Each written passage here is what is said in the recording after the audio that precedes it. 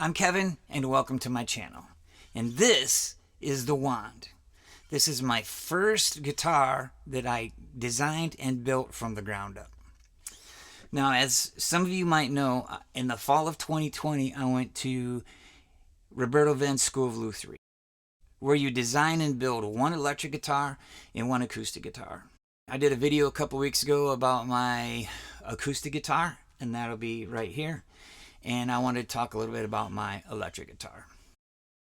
This is an alder body with a burled walnut top.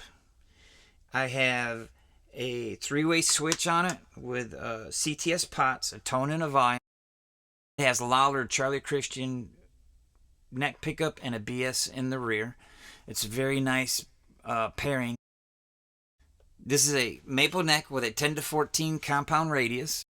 It has Gotha vintage locking tuners, and it also has a Gotha half ashtray bridge, in which it's compensated saddles, but it still looks like it's vintage.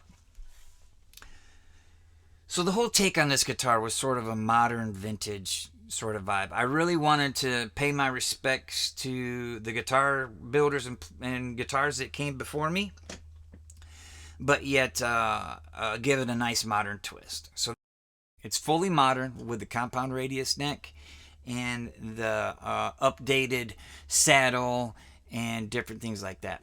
Also, I love the locking tuners on it. I always use locking tuners just so that I don't have to carry 6 guitars with me. Now the body has a belly cut on the back side of it, and in order for me to mount the pickup the way I wanted to mount it, I had to route out the back side back here. The funny thing is that I was thinking about how I wanted to mount that, and I actually had a dream about it.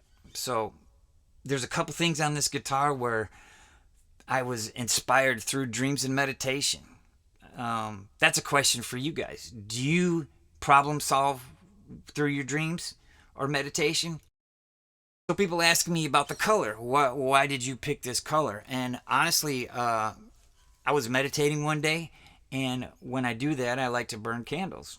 And there was a candle there that I had bought, and that was this color pink. And when I opened my eyes, I saw the candle, the cover, which was pink, and the lid, which was like this wood type. It was like a fake wood, a picture of a piece of wood, right? And I just thought, man, that'd be a beautiful guitar to make. So, seeing how it was kind of a unique way that I got inspired by it, I thought I had to do it no matter what, you know. And a lot of people were kind of surprised that, I would pick such colors.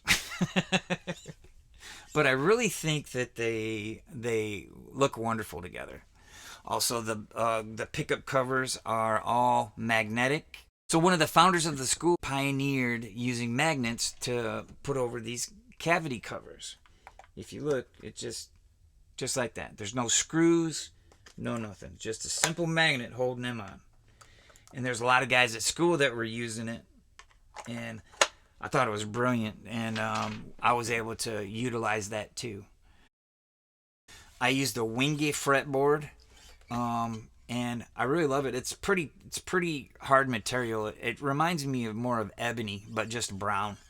It has a real nice straight grain on it, which I thought was a nice contrast between that and the wildness of the burl, because the burl walnut's just basically a knot, So I thought that was a nice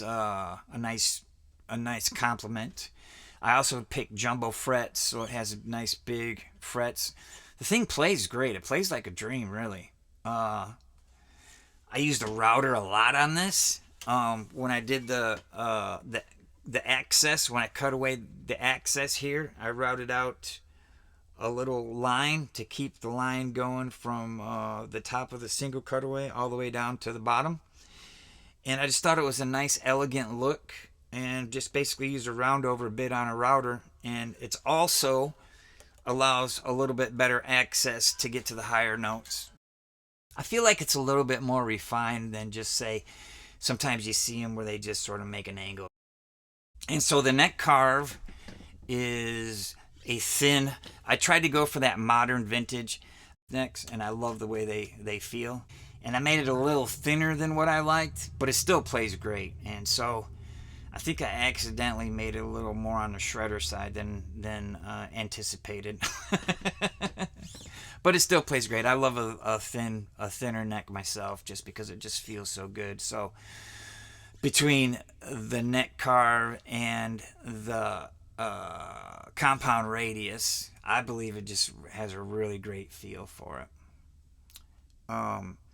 Everything that we did with the carving, like we carved the neck with these tools right here, and we carved the belly cutout with the same way. Everything was done with hand tools, or it was controlled by our hands. There was no CNC machine or anything like that. And ultimately, you design, you build your guitar, and at the end of the semester, you get judged on it. So, depending on how your hand skills are developed and how you're developing them, the end product is completely up to you, And so I just wanted to say I'm pretty proud of this, and this was 2 years ago, so I've been able to spend some time and to really get a feel for how it plays and what I might have to do different next time. If you have any questions or comments, please leave it below. And the question for you is, do you use dreams and meditation for inspiration? Or do you think it's just a bunch of woo-woo? Because honestly, like, whenever it happens to me, I don't expect it, and I don't even try. It just sort of happens, and when it does, it feels like it's like the most right thing for me to do when it comes to something like this. I think it's a really interesting thing to talk about, that everybody wants to, use the list and the whiteboard and all that. But, really, what happens when you're inspired by things that you can't explain, I just think it's a neat thing. So if there's anything I left out, let me know. And thank you for your time. I appreciate it. And we'll see you on the next one. Thanks.